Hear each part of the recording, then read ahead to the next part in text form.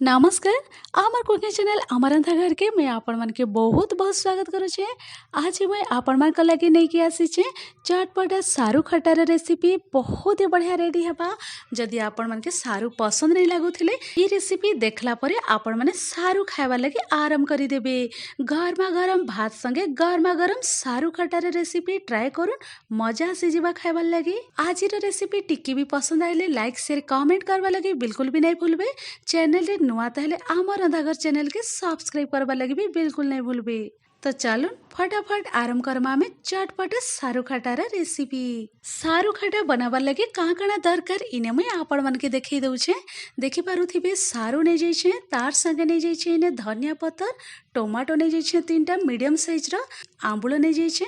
आंबुल के मैं भल करी धोई देइथिली धोई सारला परे मैंने पानी रे भिजे की रखी देइछे।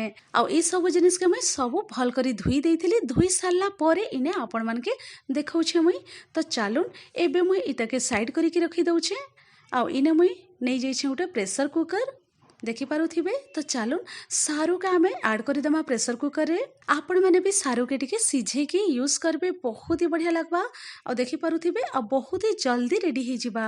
आ प्रेशर कुकर रे मुई सब सारू ऐड करी देइछे। आ इने हाफ गिलास पाखा पाखी मुई पानी ऐड करी दउछे।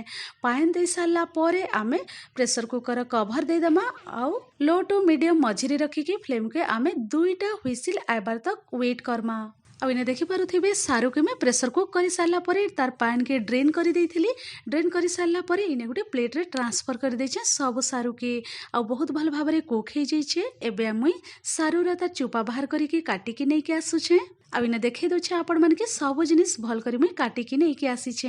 सारू के इन्हें तार चोपा बाहर करी देइथिले चोपा बाहर करी सारला पर एंता स्लाइस रे मुई काटिके इन्हें आनिछे। देखि पारुथिबे ई साइज रे आपण माने भी काटिके नै पारबे। अब इन्हें धनिया पत्तर के भी मुई काटी देइछे तार संगे टमाटो भी काटी देइछे स्लाइस रे।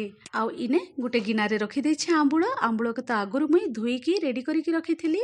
तो चालू सब जिनिस कटाकटी हे की रेडी हे जाइछे। एबे आमे जिमा रांधबार प्रोसेस के आराम करमा। अब इन्हें मुई गैस सेट के पले आसीछे कढ़े मुई गरम हेबार लगी रखी देइथिली। फ्लेम रखी देइछे इन्हें मुई मीडियम फ्लेम रे। आउ हल्का रे कढ़े गरम हे सारा पर ई पॉइंट रे आमे तेल ऐड करी दमा। इने मुई रिफाइन तेल नै जाउछे गोटे बड़ चामच पाखा पाखी तेल ऐड करी सारा पर तेल के आमे हल्का रे गरम हेबार लगी छाड़ी दमा। आपण माने चाहिले सोरिष तेल भी यूज करी पारबे। तेल गरम हे गला परे आमे इने ऐड करी दमा पंचफुटन। पंचफुटन इने मुई नै जाइछे गोटे छोट चामच पंचफुटन ऐड करी सारला परे आमे पंचफुटन के भल करी आमे फुटबार लगी छाड़ी दमा मीडियम फ्लेम रे। पंचफुटन जेते बेले फुटी आसला परे आमे इने ऐड करी दमा कंचा लंका आउ पियाज कटा। इने मुई मीडियम साइज रो पियाज के नै जाइथिली गुटे आउ भल करी एंता छोट छोट करी के काटी के यूज करूछे। कंचा लंका पियाज ऐड करी सारला परे आमे सॉफ्ट हेबार तक भाजी दमा। तो देखि पारुथिबे इने 20 रु 30 सेकंड हे जाइछे भल करी भाजी हे जाइछे। इने मैं अदा रसुन पेस्ट ऐड करी दउछे गोटे टेबल स्पून। आपण माने चाहिले अदा रसुन के छेचिकी भी यूज करी पारबे बहुत ही बढ़िया टेस्ट फ्लेवर आइबा। देखि पारुथिबे ने अदा रसुन पेस्ट भल करी भाजी हे जाइछे। तो चालुन ई पॉइंट रे मैं ऐड करी दउछे कटा टमाटो। टमाटो ऐड करी सारला परे आमे गोटे मिनिट पाखा पाखी एंता भाजी दमा बिना कवर करिके। टमाटो पके सारला परे गोटे मिनिट हे गला न भाजी हे जाइछे हल्का रे। ई पॉइंट रे आमे ड्राई मसला सब ऐड करी दमा। ड्राई मसला रे मुई कांकणा यूज करूछे आपण मन के ने मुई देखै दउछे। स्वाद अनुसार आमे नून ऐड करी दमा। नून आपण माने परे भी यूज करी पारबे टेस्ट करी की। तो चालून नून ऐड करी सारला परे मुई इने ऐड करी दउछे हल्दी पाउडर। हल्दी पाउडर ऐड करी सारला परे हाफ चामच इने ऐड करी दउछे कश्मीरी रेड चिली पाउडर बहुत ही बढ़िया कलर आएबा। जदि राग पसंद ताहले आपण माने रेड चिली पाउडर भी ऐड करी पारबे। तापरे इने मुई ऐड करी दउछे जीरा पाउडर हाफ चामच। जीरा पाउडर हाफ चामच ऐड करी सारला परे धनिया पाउडर नै जाइछे गोटे छोट चामच भर्ती करी की देखि पारुथिबे। तार संगे यूज करूछे इने मुई तरकारी मसला नै जाइछे गोटे छोट चामच। तरकारी मसला ऐड करी सारला परे आमे मसला सब भल भाव रे भाजी हेबार लगी इने 3 रु 4 चामच पाखा पाखी पानी ऐड करी दमा जेंता कि मसला सब बिल्कुल भी नै पुड़े। आ बहुत भल भाव रे भाजी हे जिबा। पानी ऐड करी सारला परे भल करी आमे मिसई दमा।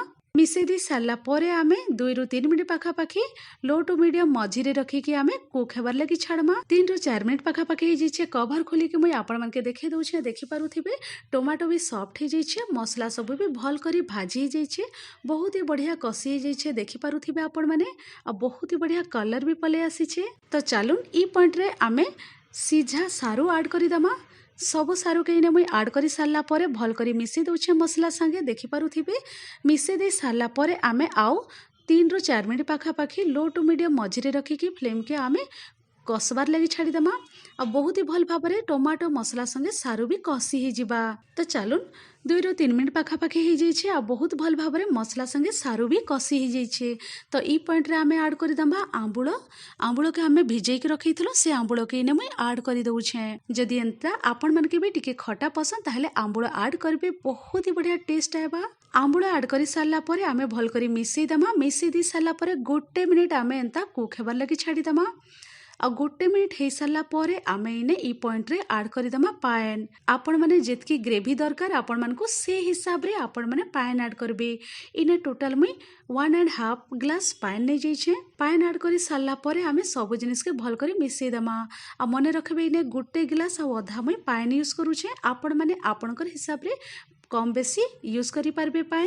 तो चलुन पान ऐड करी सारला परे आमे भल करी मिसेई दमा। सब जिनिस के भल करी मिसेई दे सारला परे आमे मीडियम हाई मझिरे रखिकी फ्लेम के कभर करिके आमे कुक हेबार लगी छाड़ी दमा 10 मिनिट पाखापाखि।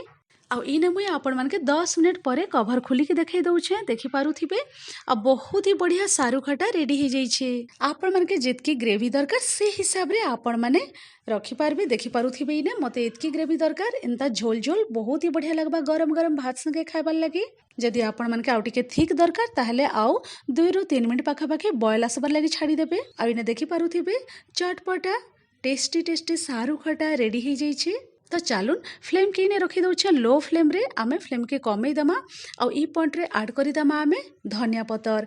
इने कटा धनिया पतर ऐड करी दउछे। मुई धनिया पतर के आगरु धुई सारला परे काटिकी रेडी करिकी रखी देइथिली। तो चलुन ई पॉइंट रे आमे धनिया पतर ऐड करी दमा। धनिया पतर ऐड करी सारला परे आउ 1 मिनिट पाखापाखि आमे बॉयल आसबार लगी छाड़ी दमा। देखि पारुथिबे इने पूरा पूरी रेडी हो जाइछे चटपटा सारू खटार रेसिपी। आशा करूछि रेसिपी आपण मानके निहाती भाबरे पसंद आसीथिबा। जदि टिके भी पसंद आसले लाइक शेयर निहाती करबे।